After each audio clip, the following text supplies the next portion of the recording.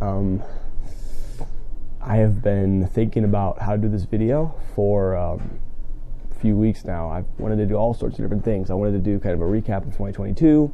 I wanted to do some sort of motivational, like super like over the top montage thing. I wanted to do a lot of stuff, but honestly, I felt like this is the best way to do this video. And I just felt like, you know what, I'm just gonna do it. It's almost the end of January already, so like at this point, people are probably almost gonna stop thinking about New Year's. I mean, I've got to think about it a lot because for me, fresh starts and just, you know, I'm really big on New Year's resolutions, as you've seen in the years past. 2022 was not a very good year for me. I'm just gonna be honest. I didn't do what I wanted to in a lot of areas. I was watching the goals video from 2022 back, and I really didn't get a lot done of those. I did do the video every day thing, or every week, not every day. That would be a nightmare. I did do a video every week, which is good. It wasn't that it was a bad year, but I didn't seek God like I should have. And I think that really, like, the fact that 2022 was as good as it was kind of proves to me how great it was going to be if I would have really buckled down and sought, whatever it may be, went after God. And that's really been on my mind lately, is just, you know, it could have been so much better. And I'm kind of a perfectionist, so obviously I'm always going to say that. But especially, I think it could have been a lot better. And it wasn't like my goals were way, way over the top. To a degree, they were a little bit difficult, and I think I was kind of doing a bit of a unrealistic mind, or like thinking, I don't know, I can't even talk. Unrealistic kind of expectations, I guess, is what I was looking for, that word, about what I could accomplish. And I think I could have done those things if I would have kept seeking God. And that's not really, they weren't unrealistic. They were very realistic. In fact, they could have been a lot harder. If I would have stuck with God the whole year, I would have done them, because that's how God is. But I didn't. And that is something that I'm going to learn from, and I'm going to put into this next year. I'm going to seek God even when I don't feel like it, even when I feel like I should just take a break from devotions for a few days, because that's really what I struggled with last year, was saying, God, I just want to do what I want right now, and I'll come back to you in a day or two. And that's so dumb. And I know it sounds so stupid. And I am stupid, but when it comes down to it, it's easy to do. And for me, as a teenager with a prefrontal cortex that is not fully developed, obviously, I'm going to make stupid decisions. Unless I am completely sold out to God, I'm going to make a lot of stupid decisions, because only God is going to keep me from making those, because my brain is literally hardwired to make stupid decisions right now. I'm young, I am dumb, and I'm learning how life works, but right now I'm still in a stage where it is easy for me to say, I'm going to do this now because it makes me feel nice, rather than wait it out for the better thing. And obviously that's going to happen my whole life. That's part of the human experience, is learning to deal with wants that you want things that you want now and things that you want later, and which would you rather have. So obviously it's easy to say, once I'm a teenager, I'm done. But no, that's a thing that all humans struggle with. But that's definitely something that I think God has been working on me lately, with all this waking up early and all this other stuff. Just learning to deal with life when I don't feel good, and learning, because that was the struggle, was when I first kind of got off the path last year. I was super tired for no reason all of a sudden, and it was like, okay, I can't do devotions anymore like I'm supposed to. And I was like, I'm so tired. It's not fair. Life's not fair. And like, I think I've matured a lot, at least in that way this year. And lately, I've really stopped caring about how tired I am. You're going to be tired if you wake up at 6, especially when you wake up at 6. And I feel fine. Like, I'm used to it now. It's awesome to be able to say, I don't need to worry about it. And that's one big thing I think that's going to help me this year, is just, I've got to learn to deal with just going out there, even when my emotions are tangled, even when I don't feel like it, even when I'm busy and I barely have time to even do anything, because it's a process. And as soon as you stop the forward momentum, you're starting to push back. And if you have a lot of forward momentum, maybe that little pushback won't matter, but it might, because that extra pushback might slow you down just enough so that you have a little more and a little more. And so you can't play games with that. So that sad kind of, what's the word I'm looking for? I don't know. Just 2022 was not a good year for me. I'm just going to say it. It was not a bad year, but it was not good. When I think of good, I think of like close to what it could have been, or at least what it could have been. But it was not. It could have been a lot better. And that was my fault. That wasn't God's. That wasn't, anybody else's. I made the decisions that I did.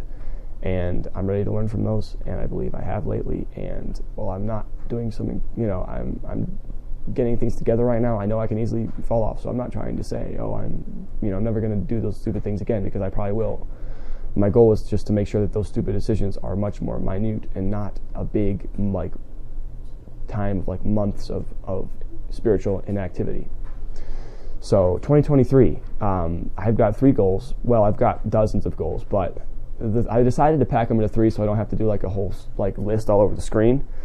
So first goal is seek God. Obviously, always the first goal of the year is just seek God, go after God. No matter how close you think you are, you're not close enough because you're not perfect. So keep going after God and keep seeking that relationship, because He loves you, and God loves me, and God loves you, and He wants to speak with you. He wants to listen to you pray in the morning. He wants you to grow closer to Him. God loves you, and I think it's crazy when people, for me, I struggle a lot with that idea of am I loved, whether by God or just by people around me, and that's kind of just because I'm very, I guess, what's the word I'm looking for? I've got a very soft heart, I guess, in a way, in that things can get to me pretty easily at times, and so obviously I care a lot, because I want to be accepted, and I mean, who doesn't? But for me, that's one thing I struggle with, is acceptance, and with God especially, that's one thing I struggle with. And so I just got to remember, God loves me. He wants to talk to me in the morning. It's not that He doesn't want me to. He's not making this difficult on purpose. He just, to a degree He is, but that's just because He wants me to want Him more. Because when you don't get something, the correct response is not to stop wanting that thing, but it's to keep going after it. If you really want it, you'll keep going after it. And so I've got to keep going after God this year, and get a hold of Him. And I believe I am. These last couple days, I've been, devotions have been going a lot better. And I've actually been doing devotions. That's the main thing. But anyway, so firstly, seek God. Secondly, don't be lame. And I know it's kind of weird goals, but basically this one encapsulates all of the things I want to do that are just real. Nowadays everybody wants to be on their devices and everybody wants to be watching YouTube, and that's fine. Well, to a degree it is. But the issue with that is that what legacy are you leaving when you spend your free time and your hobby is just playing video games and your hobby is just watching YouTube? What legacy is that? What how is that helping other people? How is that furthering yourself? It's not. It's just, and it's really just burning time, and that's something that we do a lot today, is just burn time. I just got to burn some time until this fun event happens, and then I'll burn some more time until the next thing happens. That's not how we're supposed to live, and that's a waste of a life. And that's kind of what that goal is. Don't be lame this year. I want to make sure that I'm doing as much real stuff as I can. And there's nothing wrong with relaxing and watching a movie, and I'll do that plenty of times. But I want to make sure that when I am doing those things, it is with people that I love. And I want to be using those times not just to empty my brain and to think about nothing, as we often do during those periods, but to really just enjoy those people's presence that I'm with. If I'm going to play a video game, I want to play it with friends. If I'm going to watch a movie, I want to watch it with family. I don't want to just do things because they make me feel good. That's stupid. And I don't care what anybody says. Just doing things to make you feel good is dumb. You should have more complex emotions. You're a human, not an animal. And that's so sad that we as humans, in America at least, and a lot of the main countries, just kind of live from screen to screen, going from you work a job all day and then you go home and just sit around and do nothing. I don't want my life to be like that. I don't. And you can do what you want with yours. I'm not trying to sound condescending or anything. It's just, it's the status quo, and I'm trying to break it for my life. And it's hard. It's very hard. But I know it can be done. And I'm making a lot of progress lately on it. So don't be lame, number 2. Number 3, and this is the last one, is push yourself. And that's in the name, obviously. That's just do hard things. Do difficult things. Do things that don't make you feel very good, knowing that those things are going to make you a better person. Get out of your comfort zone, because when you get out of your comfort zone, you're building it. When discomfort is the thing that builds your comfort zone and makes it bigger. You know, you want to be comfortable. The best way to be comfortable, if you want to be comfortable your whole life, you're gonna have to get discomfortable. You're gonna have to get uncomfortable to make that comfort zone bigger, so you can actually do things. Because look, if you just sit in your comfort bubble your whole life, all you're gonna do is sit around all day.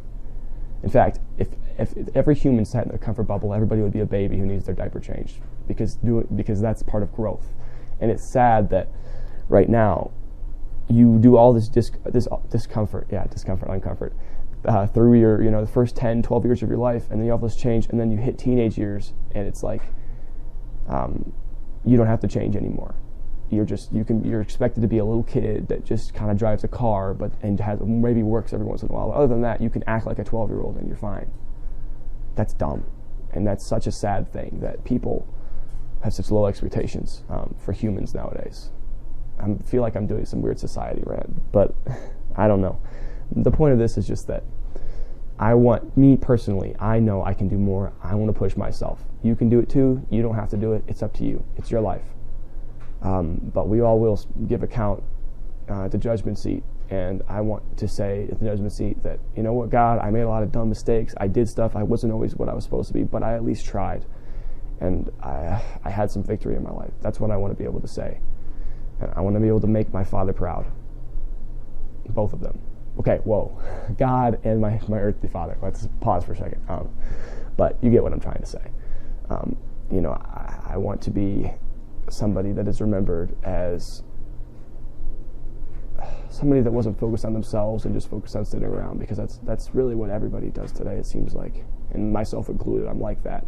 I'm not saying that I'm on some special plane because I want these things. I'm not. I'm just like anybody else, but I want to just improve. And anyway, that kind of ends the 2023-2022 rant. I know it was probably not very fun to listen to. I don't know if anybody's even going to finish this video. It's kind of me spilling my guts. But you know what? This is my channel, and this is kind of what this is all about, man. I'm very human, maybe more human than you. I make all sorts of dumb mistakes, and I do dumb stuff, and I think dumb stuff, and I, just talk dumb stuff, and I'm talking dumb stuff right now, whatever that means. Yeah, you get what I'm saying. I do all sorts of bad stuff. I say it all the time, and it's not that that's okay. It's not that I want to. We're working on it, and I'm excited for this year. I think a lot of big things are going to happen. I mean, I'm graduating from high school this year, so already that's like the bare minimum is graduating from high school. But we will see what God brings in this year. I'm excited. And I guess my verse God gave to me today for kind of this year is 1 Corinthians 16:9. And I'll have it on the screen because I don't have it memorized yet, but I will memorize it. But basically it's talking about a great and effectual door is open unto me, something like that. And basically that's what I see this year as. There's a lot of big opportunities this year. There's a big opportunities to succeed. And there's a lot of adversaries, but I know God's going to get me through it. So wherever you're at, just know God loves you, and He has a great plan for you this year. And I know this is a late New Year's video, but here we are. God bless.